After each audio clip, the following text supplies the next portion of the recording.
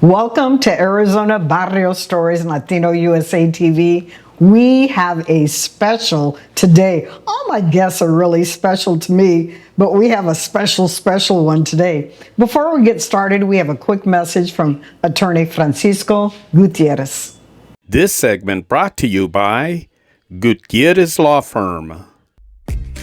Hola mi gente, I'm attorney Francisco Gutierrez and a proud sponsor of Arizona Barrio Stories. I grew up in the Anat Barrio and I've been practicing law now since 1984. Experience really does matter. If you've been injured by someone, call me, let's talk. Welcome back. Like I said, we have a special guest today, a special one. A lot of times there are stories out there of our parents or our grandparents or of our businesses, but once somebody passes away, we lose those stories. Today, we are going to hear a story about a business and about a family that you may know. So stay tuned. Welcome. Could you introduce yourself? Gregory Torrez. Gregory Torrez. That name sounds very familiar. To begin with, tell us, where did you grow up?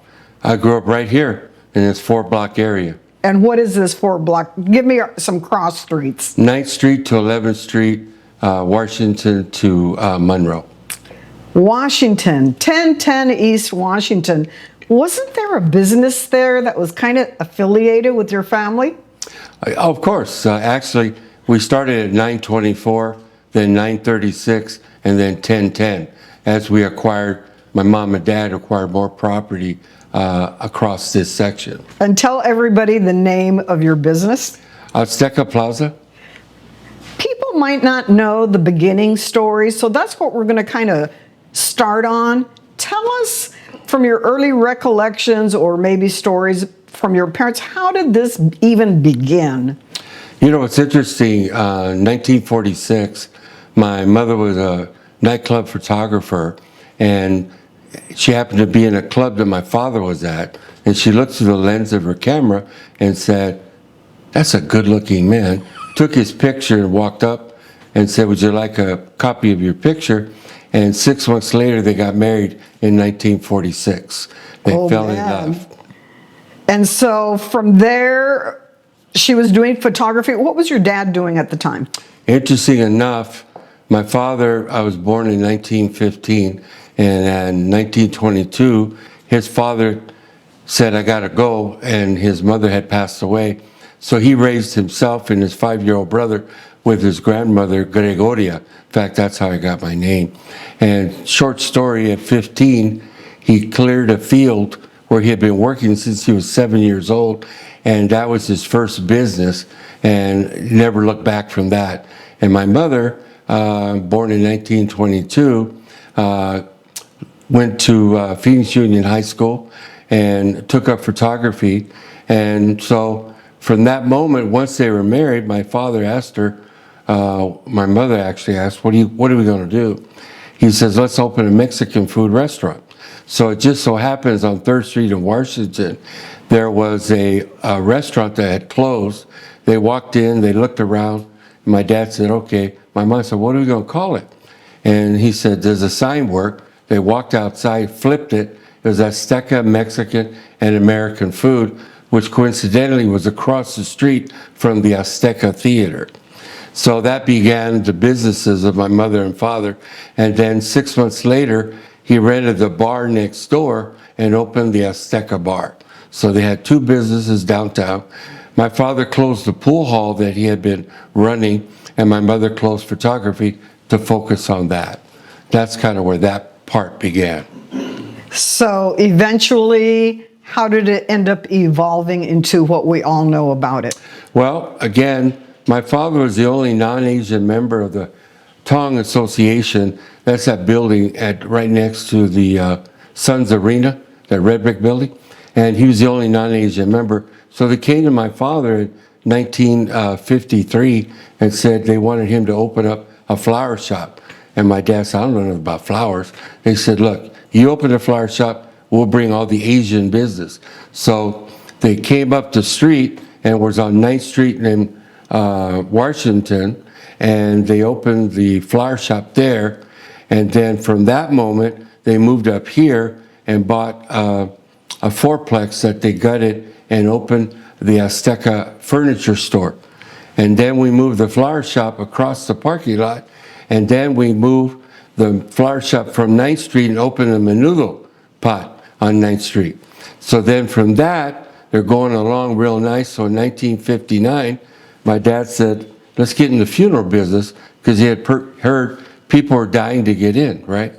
So he was the one that got my mom to go look, and she was the only one that could get the mortician's license, because she was a graduate of then Arizona State College, Arizona Teachers College, which is now ASU. So long story short, they walked in and my mom said, I can't do that. He said, okay, if we don't bury him, let's marry him. So he sent her to New York to go look at the market, 1959. Because of her surname, being now married to my father, Torrez, she was known, first of all, as La Güera in our community, but she spoke fluent Spanish. She went to New York, they didn't pay attention, and because of the businesswoman, she got up and said in a luncheon, those of you that don't sell to me today, you'll never sell to me. So quietly, they gave business cards. So in 1960, we opened Azteca Bridal in conjunction with Azteca Furniture. So when you came and bought a chair, we tried to sell you a wedding gown. We opened with 3 wedding gowns, 3 bridesmaids dresses, and that was the beginning of that. So now you can see the business plan. We got the Azteca Flower Shop, we got the Azteca Bridal Shop. In 1965, I was in a wedding. I was 12 years old. And my tuxedo, as you can see, I'm a healthy man. I was a healthy young kid. And that back then, Smith's Tuxedo Shop was where everybody went to get tuxedos. So it looked horrible on me. My mom said, if you don't fix this, I'm going to open a tuxedo shop. He tells her, good luck. 6 months later, Azteca Tuxedo opens. So now you see the business plan all coming together. And then from there, we gradually kept evolving and kept expanding and building till eventually we built the complex that amassed 45,000 square feet over 3 acres. And that's how it kind of Talk about being thrown to the sharks. I mean, from a flower shop to a restaurant, a bar, a tuxedo shop, a bridal shop, furniture shop. I mean, they truly took on whatever came their way. Right. Tell me your recollections as you were growing up. What was your first job within Azteca Bridal? I was 12 years old, 1965.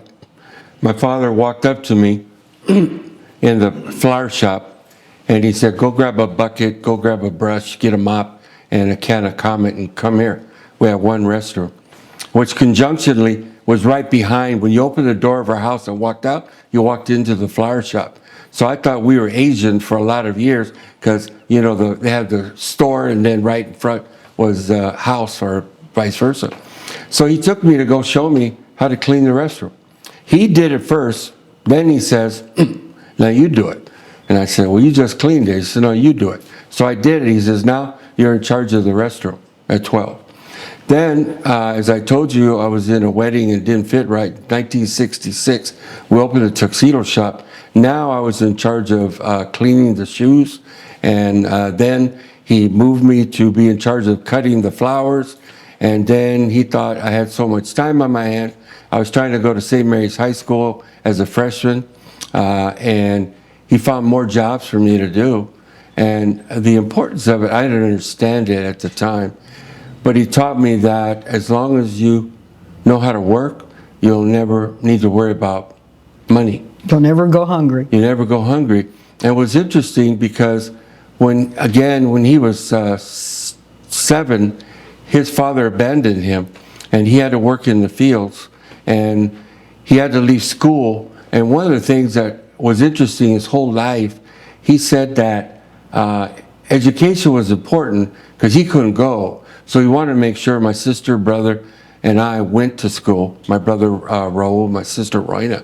She graduated from ASU, and I did the thing that most Latinos do, and I got out of St. Mary's High School, and that's when I fell in love with my soon-to-be wife. In 1969, I was in her brother's wedding. He came to get tuxedos. This is where life is about. Nothing happens by accident. So pay attention when you find someone you haven't seen in years. Don't just walk away, say, we'll get together soon. Short story, that's where I met my wife, fell in love. 2 years later, I married her, and that's how my personal life began. So after that, I was in charge of the tuxedo shop at 16, and we kept growing, and then we did the expansion because we started at 800 square feet and grew to 45,000 square feet. I'm glad you mentioned your siblings. I would also like to ask you, do you have children? Yes. And did you incorporate those same values that your mom and dad incorporated in you? Of the course. Consejos? No, it was natural. How many kids do you have? I have two. I have Josephine and Katrina, Gregory, and Adolfo. And as you closed your doors, I know that had to be heartbreaking. When exactly did the doors close? Actually, October of 2023. After approximately 75 years, we And that had to decided- be a really hard decision, I know. Yeah, it was tough, but the evolution was we didn't have more generation to come into the business. So my sister, brother, and I decided, let's just close it. Let's do it on a happy note, because in our legacy, over 25 bridal shops went out of business, leaving brides without wedding gowns. In fact, we fixed many of those weddings. So I had a dream of not wanting that. So we got it done right. We said goodbye. And a majority of the inventory we donated to schools and churches to give away for quinceañeras and women that couldn't afford a wedding gown. So we gave about 200 wedding gowns away, about 200 quinceañera dresses. Off camera, it was said that your place brought barrios together. You brought people together. And as we close out our show, when you hear the word barrio, when you think about growing up, what comes to mind? Oh, I think about community. I mean, I knew a lot of the individuals in the community that were engaged in the community, and so I was excited for the work that they were doing. And my mother, one of her great sayings was, to do nothing is unacceptable. So if you can help, you must help. And so I live with that. So that's the community side. And the business side was my father, who said, let's focus on the business and let the world take care of itself. So that was Dad and Mom. In fact, I walk with my mom, Kay, on my left shoulder and my father, Adolfo, on my right. And every time I go to a meeting, I introduce them. Greg, can we come back in a couple of months and get the second part of your story? Because I know we could probably be here for another hour or so, but we would like to come back and visit you again because we know you have some stories that we have yet to touch on. Of course. Thank you. I want to thank you for letting us come here to the salon. Thank you very much. And from Arizona Barrio Stories, we want to thank you. Thank you. Well, guys, you must have been here at one time or another for a wedding, a quinceañera, maybe for flowers, or maybe you went to the menudo pot. This family has lots of history. Thank you for being a part of our familia. From Arizona Barrio Stories and Latino USA, I want to thank you for being with us today. Share this video. We will see you soon.